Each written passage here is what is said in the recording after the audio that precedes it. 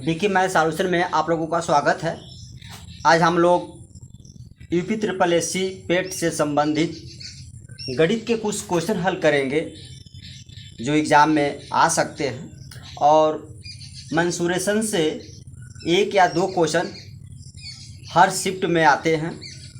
तो इससे जो मेंसुरेशन से एक दो ज़रूर आएंगे, चाहे अब बेलन हो चाहे शंकु हो चाहे किसी से भी, मतलब एक दो क्वेश्चन ज़रूर मेंसुरेशन से आते हैं। तो आज हम लोग एक बेलन का क्वेश्चन है। एक बेलनाकार टंकी की धारिता 1848 घन मीटर है तथा इसका व्यास 14 मीटर है, तब टंकी की गहराई ज्ञात कीजिए। एक टंकी है, वो बेलनाकार है और उसकी धारिता मतलब आयतन, उसका आयतन दिया हुआ है और व्यास दिया है। तो टंकी की गहराई यानी ऊंचाई पूछ रहा है। तो माना टंकी की ऊंचाई, टंकी की गहराई यच मान लीजिए, यच मीटर है। तो टंकी का व्यास दिया है, यानी टंकी का व्यास 14 मीटर दिया है। जब टंकी का व्यास 14 मीटर दिया है तो टंकी की त्रिज्या इसकी आधी होती है, व्यास की आधी को हम त्रिज्या कहते हैं। तो टंकी की त्रिज्या यानी आर बराबर, इसका आधा हो जाएगा 7 मीटर, 14 का आधा 7 मीटर हो जाएगा। तो देखिए, अब इस बेलनाकार टंकी की जो त्रिज्या है वो 7 मीटर है और ऊंचाई यच मानी है, यही ज्ञात करना है। तो लिखिए, बेलनाकार टंकी की धारिता या आयतन भी लिख सकते हैं आप लोग, दिया है 1848। तो इसका सूत्र होता है बेलनाकार टंकी की जो धारिता या आयतन है, यह होता है पाई आर स्क्वायर एच। यही ऊंचाई है, ऊंचाई का ये गहराई बराबर 1848। पाई का मान होता है 22/7। आर दिया यहाँ पर 7, तो 7 × 7। यच का मान नहीं है, यही यच का मान निकालना है, तो यच यहाँ लिख दीजिए आप लोग।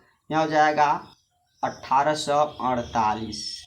अब देखिए, 7 से 7 को काट दीजिए, यच का मान निकालना है, तो यच बराबर 1848/22 बचा और 7 एक बचा, एक साथ कट गया, एक साथ।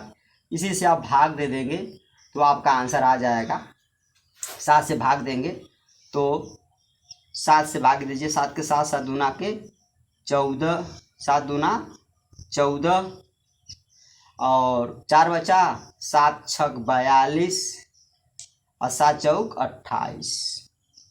7 से कट गया, फिर 22 से काट दीजिए इसको, 22 से कम 22, 22 दूना के 44, यानी यच बराबर आपका आ गया 12 मीटर। यानी बेलनाकार टंकी की जो गहराई है वो 12 मीटर आ गया।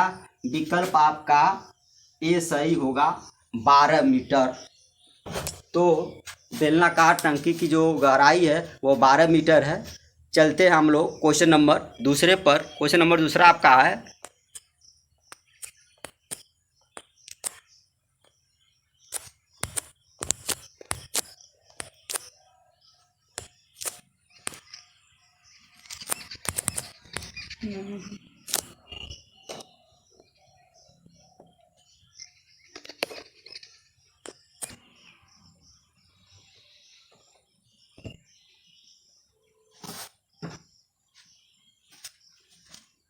दूसरा क्वेश्चन आपका है, 1.5 हेक्टेयर के क्षेत्रफल के मैदान में 5 सेंटीमीटर गहराई वर्षा गिरने पर इकट्ठे हुए पानी का आयतन कितना होगा।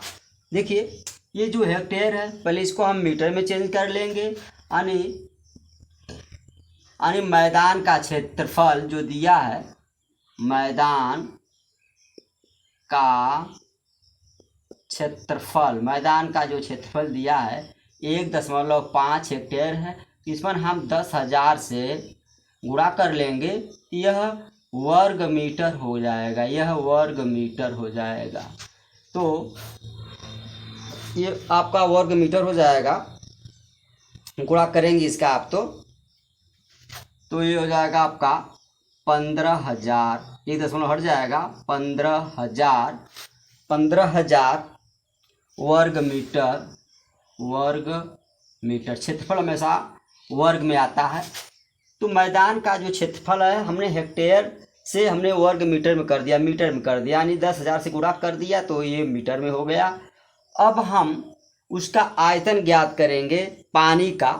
तो ये हो जाएगा पानी का आयतन, चूँकि यह सेंटीमीटर है, यह मीटर है, तो इस सेंटीमीटर को भी आप मीटर में ही बदल लीजिए। तो गहराई, यानी जो गहराई दिया है, गहराई 5 सेंटीमीटर दिया है, तो 5 में आप 100 से भाग दे दीजिए, 5/100 कर लेंगे तो हो जाएगा मीटर। अब आप आयतन ज्ञात कर सकते हैं। ये हो जाएगा आपका मैदान का आयतन, मैदान का मतलब जो गड्ढा है उसका पानी, यानी पानी का आयतन,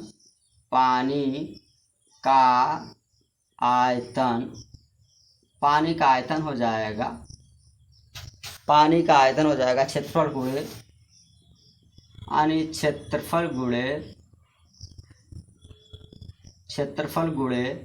गहराई, क्षेत्रफल गुणे गहराई। तो क्षेत्रफल आपका कितना है, यानी 15,000 गुणे क्षेत्रफल कितना है 5/100।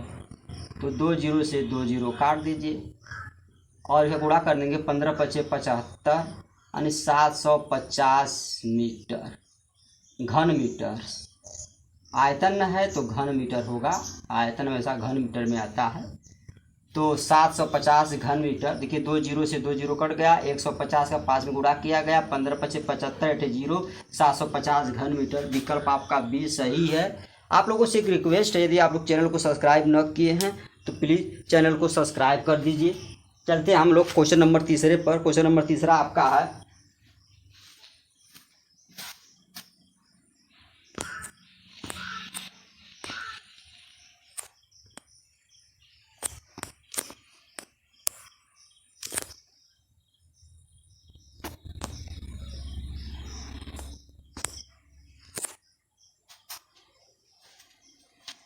क्वेश्चन नंबर 3 आपका है, एक घन का आयतन 512 घन सेंटीमीटर है, तो इसका संपूर्ण पृष्ठ होगा। तो संपूर्ण पृष्ठ का ज्ञात करना है। तो घन का आयतन दिया है, घन का आयतन दिया है 512। अब घन का आयतन का सूत्र होता है ए का घन, यानी भुजा का घन। पहले भुजा आप निकालिए, भुजा का घन बराबर 512। ये 3 जब हटाएंगे तो ये कड़िंग हो जाएगा, ये हो जाएगा भुजा बराबर, यहाँ पर 3 हो जाएगा, तीसरा मूल घनमूल निकल जाएगा, यानी 512 का घनमूल निकालिए, ये हो जाएगा भुजा बराबर कड़ी में 8 × 8 × 8, 64, 64 में 8 गुणा कर देंगे, 512 हो जाएगा। इसका घनमूल हो जाएगा, यानी 512 का घनमूल हो जाएगा 8 सेंटीमीटर। घन का भुजा आ गया 8 सेंटीमीटर। तो संपूर्ण पृष्ठ पूछ रहा है, तो घन का संपूर्ण पृष्ठ होता है, इसका सूत्र होता है 6 गुणे भुजा का वर्ग, 6 गुणे भुजा का वर्ग। तो 6 गुणे भुजा क्या है 8, 8 का वर्ग कर लीजिए, 6 गुणे 8 का जब 8 गुणा करके 8 64 हो जाएगा। इसका गुणा करेंगे 6 चौक को 24 के 4, अच्छा 6 के 36 37 38 यानी 384 वर्ग सेंटीमीटर, वर्ग सेंटीमीटर। यही आपका आंसर आ जाएगा। यानी 384, विकल्प आपका डी सही होगा, 384 वर्ग सेंटीमीटर। तो सबसे पहले हम इस आयतन से हम भुजा ज्ञात करेंगे, घन का भुजा। जब भुजा आ जाएगी तो घन का संपूर्ण पृष्ठ का सूत्र रखेंगे, 6 गुणे भुजा का वर्ग 6, अब भुजा 8 है तो 8 का वर्ग कर लेंगे, 8 64, 64 में 6 गुणा कर लेंगे, 384 वर्ग सेंटीमीटर हो जाएगा। इसी क्रम में हम लोग अगले क्वेश्चन चलते हैं। क्वेश्चन नंबर 4 आपका है,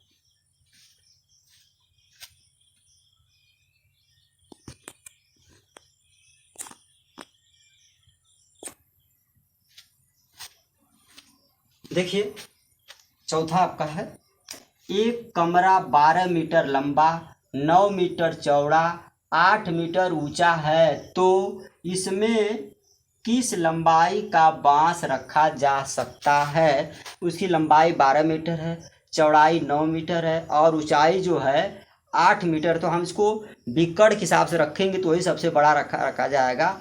तो बांस की लंबाई होगी, बांस की लंबाई बराबर कमरे का बिक्कड़। बांस की लंबाई बराबर हो जाएगा कमरे, यानी कमरे के बिक्कड़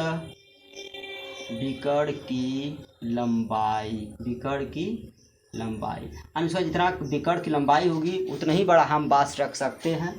तो हो जाएगा, तो बांस की लंबाई रखेंगे हम लोग कड़ी में लंबाई का वर्ग प्लस चौड़ाई का वर्ग प्लस ऊंचाई का वर्ग। लंबाई आपका 12 का वर्ग प्लस चौड़ाई आपका 9 का वर्ग प्लस गहराई आपका 8 का वर्ग। तो ये हो जाएगा 12 के 12 में गुणा करेंगे तो 144, 9 का 9 में गुणा करेंगे तो 81 और 8 का 8 में गुणा करेंगे 8 64। तीनों को हम जोड़ लेंगे, तीनों को जोड़कर वर्गमूल निकालेंगे, तीनों को जोड़ लेंगे तो हो जाएगा 289 और 289 का वर्गमूल निकाल लेंगे तो हो जाएगा 17 मीटर। 17 मीटर यानी 17 मीटर का जो बांस है उस कमरे में हम रख सकते हैं। विकल्प आपका ए सही होगा। चलते हैं हम लोग क्वेश्चन नंबर 5वें पर। क्वेश्चन नंबर 5वां आपका है,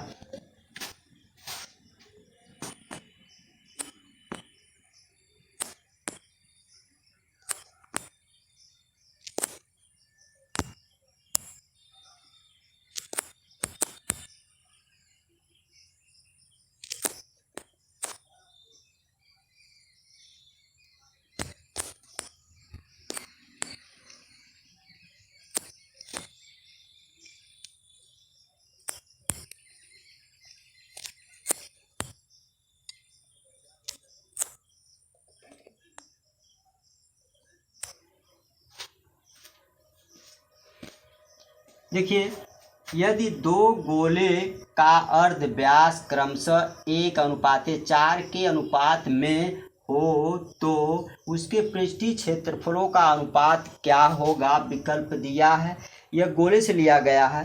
तो माना दोनों गोले का अर्ध व्यास, यानी अर्ध व्यास मतलब त्रिज्या, अर्ध व्यास या त्रिज्या कहिए कि होगा, अर्ध व्यास यक्स तथा 4 यक्स है। यक्स तथा 4 यक्स है, 1 और 4 है, ये आपका यक्स तथा 4 यक्स है। तो उसके पृष्ठीय क्षेत्रफलों का अनुपात पूछ रहा है। तो पृष्ठीय क्षेत्रफलों का अनुपात हो जाएगा पृष्ठीय क्षेत्रफलों का अनुपात होगा, क्षेत्रफल का अनुपात हो जाएगा 4 पाई r² बटा 4 पाई आर स्क्वायर। अब देखिए 4 पाई आर स्क्वायर, एक जो है इसको रख लीजिए एक्स स्क्वायर बटा एक जो है 4x दिया है तो 4 पाई और 4x स्क्वायर 4x स्क्वायर। अब देखिए आप 4 से 4 कट गया, पाई से पाई कट जाएगा और यहाँ पर दिया है एक्स स्क्वायर बचा, नीचे हो जाएगा 4 चौको 16 और एक्स स्क्वायर। तो एक्स स्क्वायर से एक्स स्क्वायर काट देंगे तो बचेगा 1/16, 1/16 बचेगा। तो ये हो जाएगा अनुपात 1:16, 1:16 विकल्प आपका डी होगा 1:16। आप लोगों से एक रिक्वेस्ट है, यदि आप लोगों को ये वीडियो अच्छी लगी है तो सब्सक्राइब लाइक ज़रूर करिएगा। चलते हैं फिर हम लोग अगले वीडियो में मिलते हैं, तब तक के लिए नमस्कार।